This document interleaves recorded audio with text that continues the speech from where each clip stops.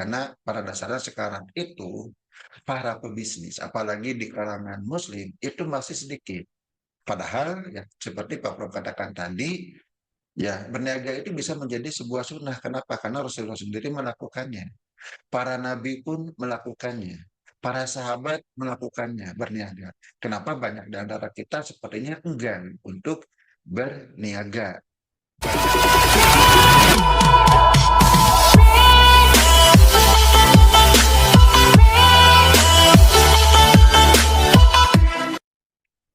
Bismillahirrahmanirrahim.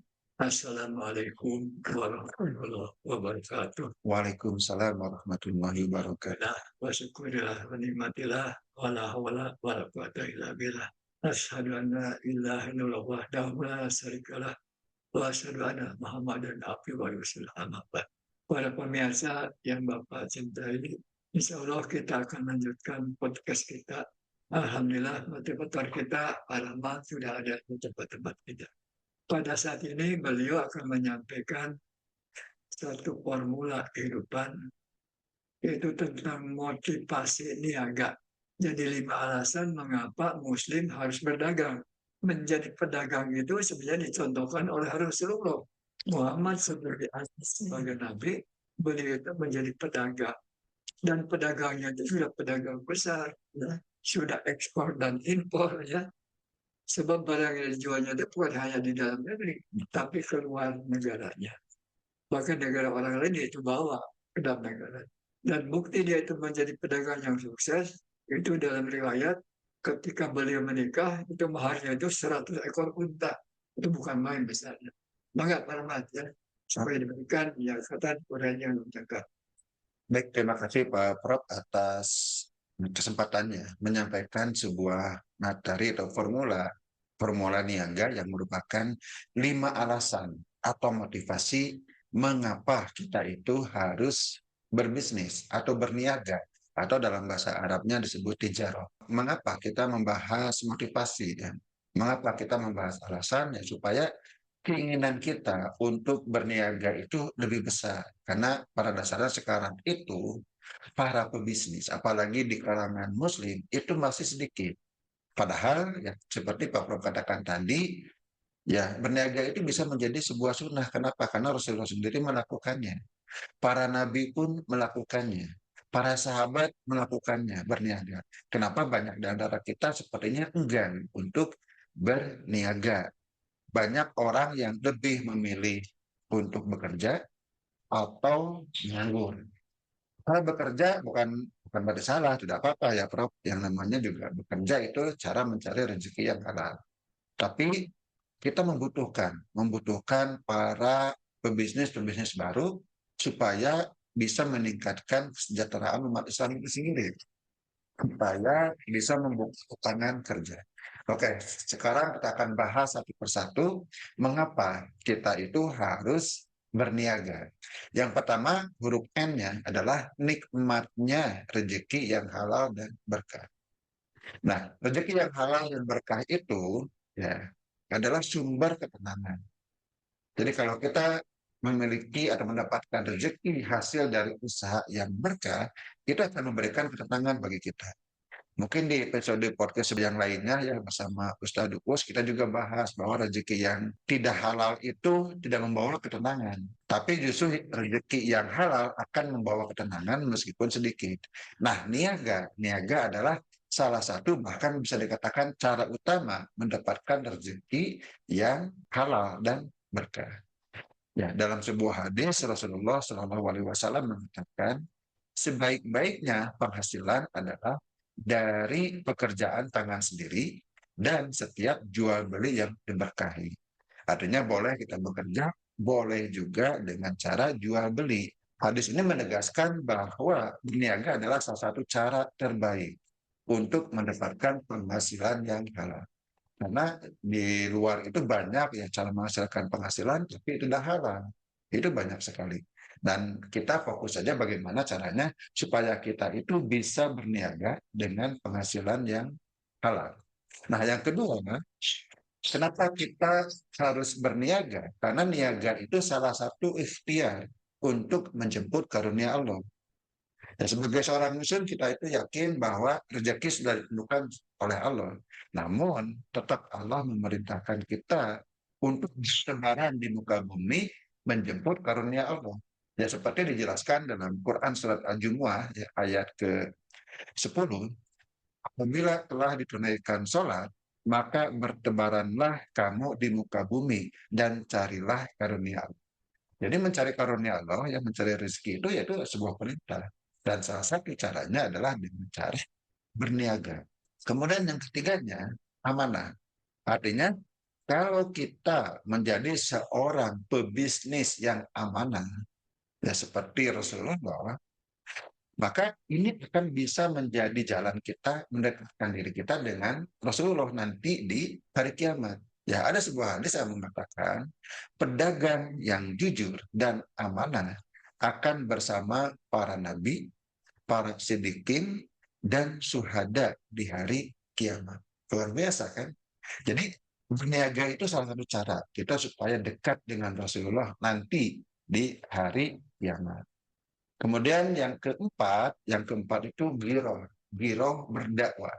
Jadi niaga itu adalah salah satu jalan juga kita itu supaya bisa berdakwah. Jadi niaga itu salah satu jalan dakwah. Berdagang itu salah satu jalan dakwah. Dakwah bagi siapa? Yang pertama, dakwah bagi karyawan kita sendiri. Kalau kita berbisnis, punya karyawan, maka kita lebih leluasa untuk berdakwah kepada karyawan. Kenapa? Karena kita lebih didengar. Maka kita bisa membuat program-program yang akan membuat mereka itu bukan hanya sukses di dunia, tapi juga sukses di akhirat.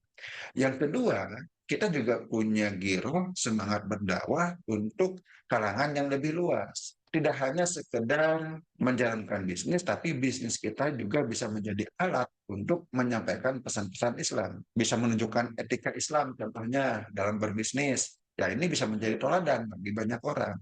Kemudian membantu sesama dengan memberikan harga yang wajar dan tidak zolim, dan membagikan keuntungan atau sebagian keuntungan untuk sedekah, zakat, infak, dan lainnya. Jadi dari sini juga lihat bahwa bisnis itu adalah giroh untuk berdakwah. Misalnya bisnis kita seperti tidak ada kaitan dengan dakwah. Ya, misalnya kita bisnis ayam potong, apa sih kaitannya dengan dakwah? Tapi kalau kita menyisihkan sebagian keuntungannya untuk mendukung dakwah, maka itu pun salah satu bentuk giroh kita terhadap dakwah. Kemudian yang kedua, Allah sebagai pemilik rezeki. Apa artinya? Banyak orang yang takut untuk memulai bisnis karena khawatir rugi, takut gagal, atau merasa tidak punya modal. Nah, setelah kita memahami bahwa Allah itu sebagai pemilik rezeki, ya kita tidak perlu takut lagi. Kita harus lebih berani untuk menjalankan bisnis. Nah, seperti sabda Rasulullah SAW, seandainya kalian itu bertawakal kepada Allah dengan sebenar-benarnya, niscaya dia, ya Allah, akan memberikan rezeki kepadamu sebagaimana dia, Allah, memberi rezeki kepada burung. Burung pergi dalam keadaan lapar dan pulang dalam keadaan kenyang. Ya, hadis ini mengajarkan kepada kita bahwa kita itu ya cukup bertawakal kepada Allah. Jangan takut rugi di berbisnis, jangan takut gagal. Gagal dan rugi itu adalah hal yang wajar dalam bisnis. Tapi kita tidak perlu takut. Kenapa? Ada Allah. Kalau kita gagal, kita bisa bangkit lagi. Kalau kita rugi, kita bisa mendapatkan keuntungan baru lagi di kesempatan yang akan datang. Demikian Pak Prof ya, kira-kira 5 motivasi atau alasan kenapa kita itu harus berbisnis. Baiklah para mat ya. Coba perdalam dari masing-masing poin ya. Pertama, poin pertama adalah kan nikmatnya rezeki yang halal dan barokah. Nah, pertanyaan Bapak, mungkin rezeki yang halal dan barokah itu apabila kita berdagang, yang dijualnya itu adalah barang-barang yang tidak diharamkan. Misalnya kita tidak menjual daging babi, tidak menjual misalnya minuman keras, ya. Apa itu yang dimaksud? Atau yang kedua barangkali ya, biasanya orang yang berdagang itu suka promosi ya. Nah kalau promosinya itu dilebih-lebihkan ya, dia memuji-muji produk kita gitu ya, pada sebenarnya tidak seperti yang sebenarnya, itu termasuk halal atau haram tuh. Nah, dua hal yang tentang zat yang jualnya, yang kedua promosinya. Ya, baik Pak Prof. Ya. Mencari atau menjemput rizki itu adalah salah satu dalam kelompok ibadah muamalah. Kaidah fikihnya dalam menjalankan ibadah muamalah adalah boleh. Artinya kita itu boleh melakukan ya dalam ibadah muamalah salah satunya bisnis selama tidak dilarang. Jadi kuncinya itu. Ya caranya bagaimanapun ya boleh. Tapi dengan catatan tidak boleh melanggar apa yang dilarang. Nah tadi yang dikatakan oleh Pak Prof yaitu salah satu atau salah dua hal-hal yang dilarang. Pertama produknya. Ya jelas kita tidak boleh menjual produk-produk yang diharamkan. Seperti minuman keras, seperti daging babi. Nah jelas seperti ini bukanlah bisnis yang akan membawa kehalalan dan keberkahan bagi diri kita. Ya, pertama barangnya atau jasanya. Jualan judi online jelas itu haram. Kenapa? Karena memang diharamkan. Jadi apa yang kita jual jelas tidak boleh, apa yang diharamkan. Yang kedua, cara menjalankan bisnis. Pada dasarnya kita dibebaskan menjalankan bisnis sesuai dengan ilmu-ilmu marketing, ilmu-ilmu manajemen bisnis dan sebagainya, selama kita tidak melanggar apa yang dilarang. Misalnya tadi contohnya kata Pak Prof, orang-orang yang menipu di promosinya atau bersumpah palsu atau yang berbohong. Itu jelas ini adalah hal-hal yang dilarang dalam perniagaan. Ada lagi hal-hal yang lain ya dalam perniagaan, misalnya tidak boleh riba, tidak boleh juga kita itu merugikan baik pelanggan maupun pedagang yang lain. Sebagai contoh, kita itu tidak boleh menimbun. Nah, itu adalah larangan dalam Islam. Kita juga tidak boleh memotong jalur jualannya orang lain. Itu pun dilarang dalam Islam. Nah, apa saja sih yang dilarang dalam berniaga? Makanya kita perlulah belajar tentang ekonomi syariah. Ya, salah satunya mungkin di perguruan tinggi milik Pak Prof ya, Mas Tebi ya. Ya. Salah satunya di sana kita akan belajar bagaimana caranya menjalankan bisnis perbankan yang sesuai dengan syariah. Jadi intinya kalau dagang kita itu bolehlah bebas cara melakukannya seperti apa. Yang penting kita mengetahui apa saja yang dilarang dan kita menghindarinya. Begitu Pak Prof. Kita lanjutkan yang kedua. Ikhtiar menjemput karunia Allah. Memang kita wajib menjemput rezeki ya. Jangan menunggu rezeki yang datang ya. Tapi rezeki itulah yang harus kita raih. Dalam mendapatkan rezeki tersebut, ada orang yang bekerja sendiri dan ada orang yang bekerja dengan orang lain. Ya, bersama-sama fungsian, nah, katakan membuat perusahaan di mana masing-masing misalnya sekian persen sahamnya ya. Ini yang baik yang gimana ini Pak? Apakah usaha sendiri atau usaha bersama dengan orang lain? Kalau kita melihat contoh-contoh ya para sahabat itu melakukan keduanya. Ada yang bersinergi dengan yang lainnya, ada juga yang sendiri. Pada dasarnya mau sendiri, mau berkongsi atau bekerja sama ya dengan orang lain itu tidak masalah dalam Islam. Itu dibolehkan. Ya kalau sendiri selama itu mampu kita lakukan tidak masalah. Dan sekarang juga sedang tren salah satu cara berbisnis Pak Prof yang disebut dengan solopreneur, yaitu berbisnis sendirian.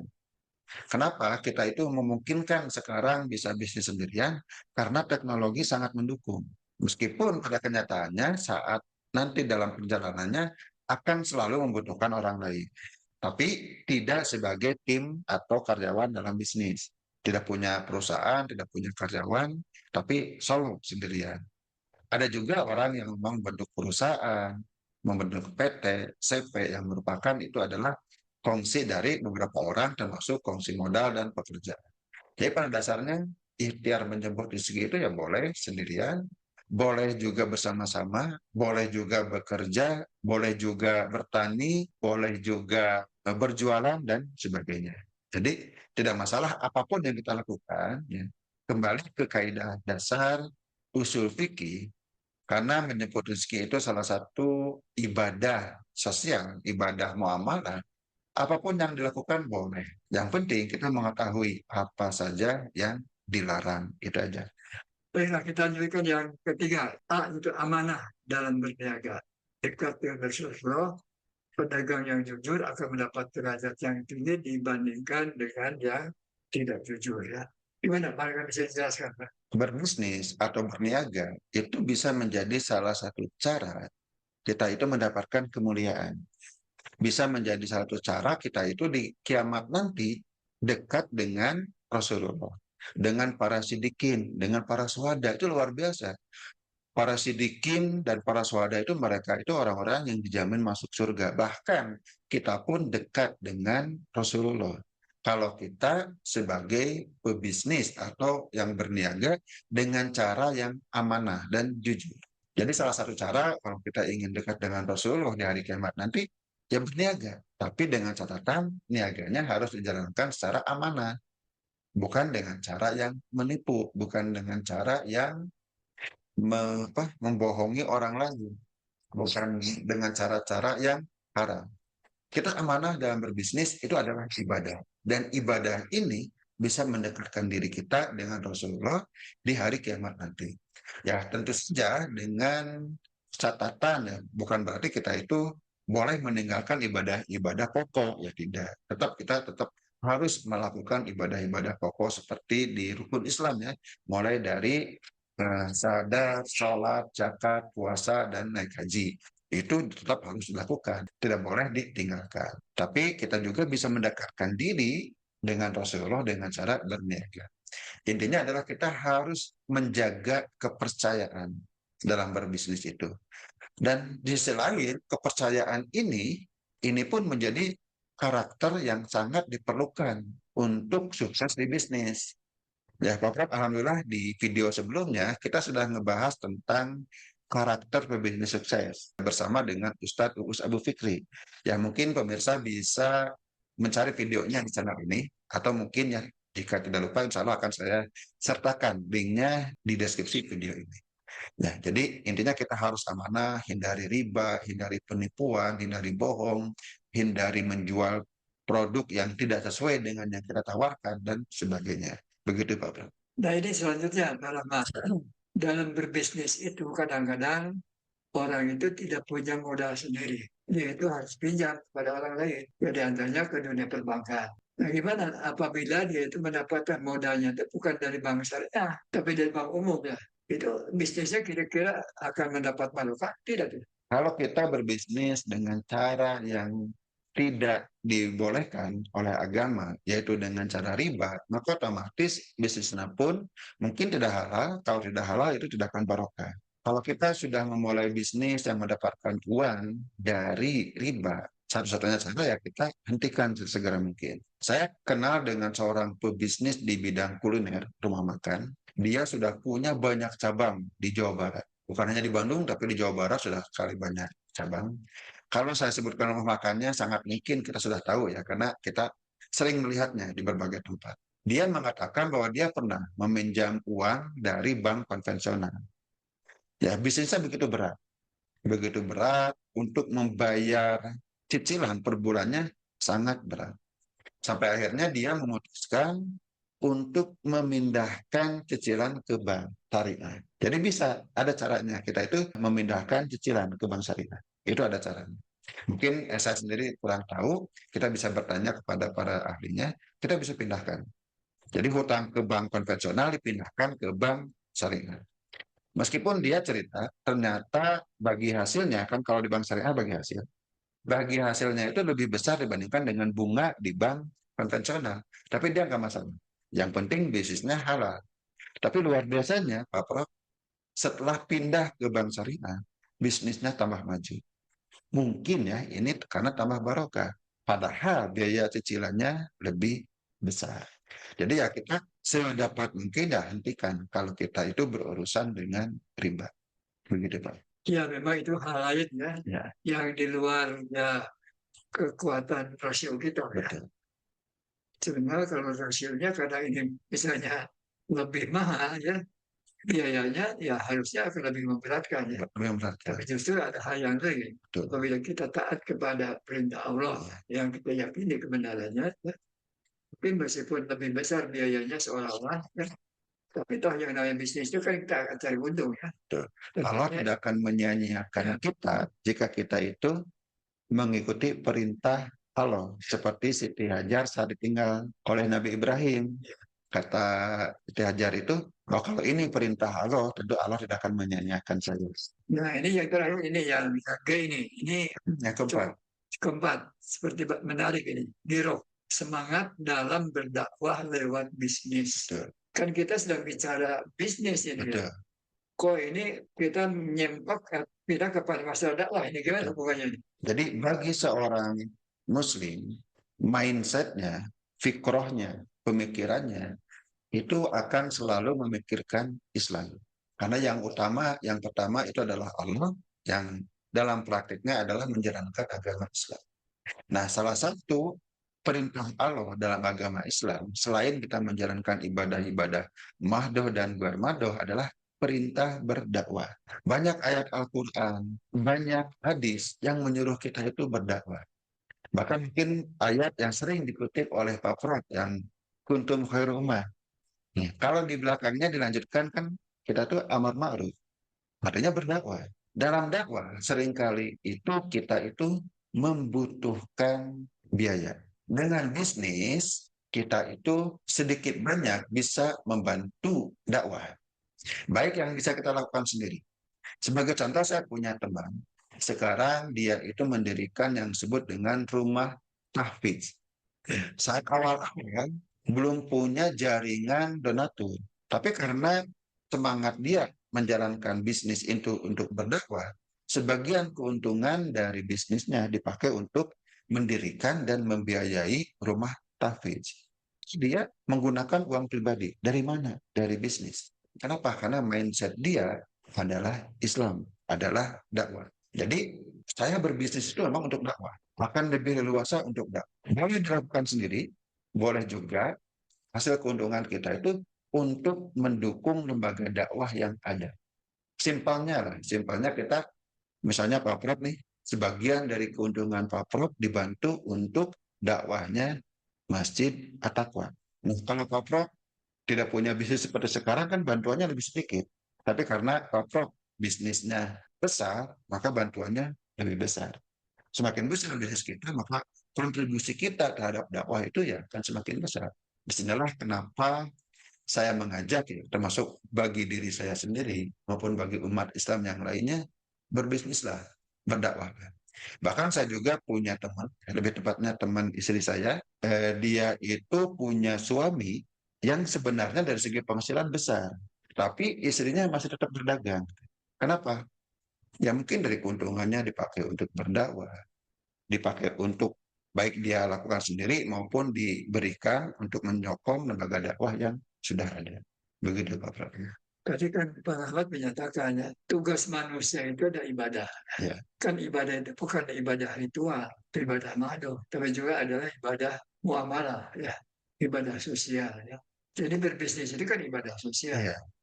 Jadi ibadah sosial itu akan mendapatkan pahala dari Allah, di samping mendapatkan keuntungan. Dan yang kedua tadi ya, mungkin orang yang punya semangat dakwah itu, dia itu berbisnis sambil ya ingin menyisihkan sebagian hasilnya itu bukan untuk diri sendiri, itu punya orang lain. Atau untuk menunjukkan bahwa itu dakwah bagaimana seorang muslim yang berdagang, ya, Betul. yang jujur, sopan, yang ramah, yang adil. nah, itu kan Betul. dakwah juga. Dakwah, itu dakwah. Itu salah satu. Barangkali ya. Yang kita lanjutkan yang terakhir ini. Hanya Allah sebagai pemilik rezeki. Tawakal kunci sukses. Betul. Rezeki berasal dari Allah dan kita harus bertawakal setelah berusaha. Ini kira-kira gimana ya penjelasan yang lengkapnya, Pak? Nah, seringkali banyak orang yang dia itu saat mau memulai bisnis, dia tuh takut. Ya, pertama takut karena tidak punya modal. Kalau sudah punya modal pun takut rugi, takut modalnya hilang, bahkan takut jadi punya utang. Ya, sudah capek-capek bisnis malah rugi, punya utang lagi. Nah, ini banyak orang yang takut. Dengan konsep, dengan mindset tawakal bahwa Allah lah pemilik rezeki. Meskipun apa yang sudah ada di tangan kita, kalau memang sudah Allah takdirkan untuk hilang, ya hilang. Mau bisnis, mau enggak. Karena Allah yang menentukan. Karena Allah pemilik rezeki. Nah, dengan konsep bahwa Allah itu pemilik rezeki, seharusnya kita lebih berani untuk berbisnis. Saat kita punya uang, ya sudah kita gunakan sebagai modal. Saat kita punya waktu, gunakan untuk modal. Saat kita juga misalnya kerjasama dengan orang lain untuk mendapatkan modal, ya kita berani saja. Kenapa? Karena Allah lah pemilik rezeki, Allah yang menentukan. Saat kita punya modal, tidak punya waktu, misalnya invest ke orang lain aja. Ya, ada misalnya ada teman kita yaitu mau bisnis tidak punya modal, kita invest ke dia. Banyak orang yang takut rugi, takut hilang, takut kembali, akhirnya nggak jadi invest. Tapi dengan mindset Allah pemilik rezeki, nggak masalah. Kalaupun rugi itu sudah takdirnya. Kan Allah pemilik rezeki. Kalau untung berarti rezeki bagi kita. Jadi dengan konsep tawakal bahwa Allah yang menentukan, Allah pemilik rezeki, kita akan memiliki motivasi yang tinggi dan tidak takut lagi untuk berniaga. Itu maksudnya. Ya. Baiklah para mat dan para pemirsa sekalian, jadi para mat telah menjelaskan masing-masing huruf tadi dengan uraian yang cukup luas. Ya. Nah, supaya kita punya pegangan secara menyeluruh, tolong para mat menjelaskan sekali lagi, jadi rangkuman dari formula yang cukup panjang penjelasannya, supaya para pemirsa bisa punya pegangan di dalam melaksanakan apa yang Pak Rafa sampaikan. Oke, baik Pak Pop.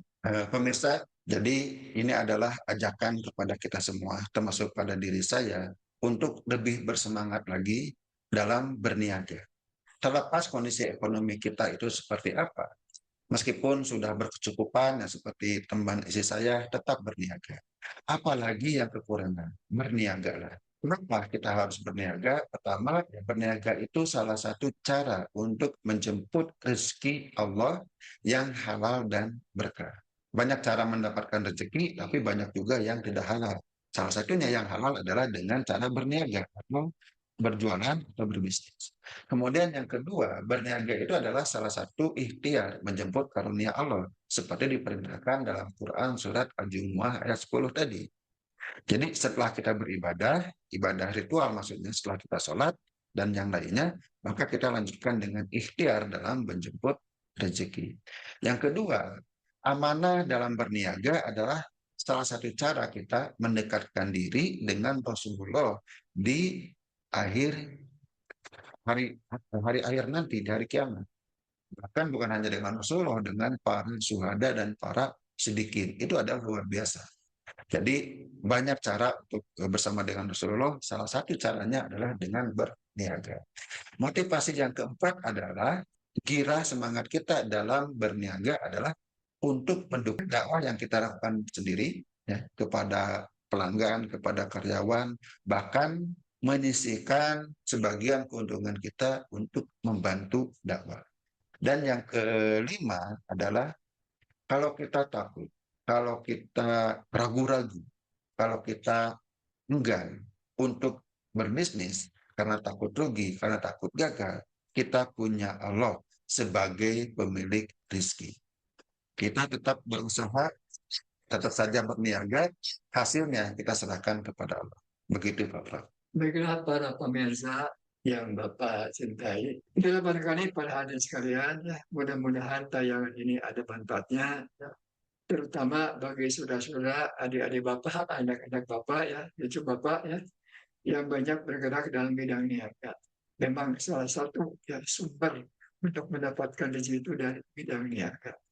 Tentu saja berniaga itu supaya barokah harus dilakukan dengan jujur. Dan yang kedua ya memang harus pakai ilmu. Ya, sebab tindakan yang tak pakai ilmu itu hasilnya itu tidak akan memuaskan. Ya. Jadi mudah-mudahan ada manfaatnya. Mohon maaf atas segala kekurangannya. Wassalamualaikum warahmatullahi wabarakatuh.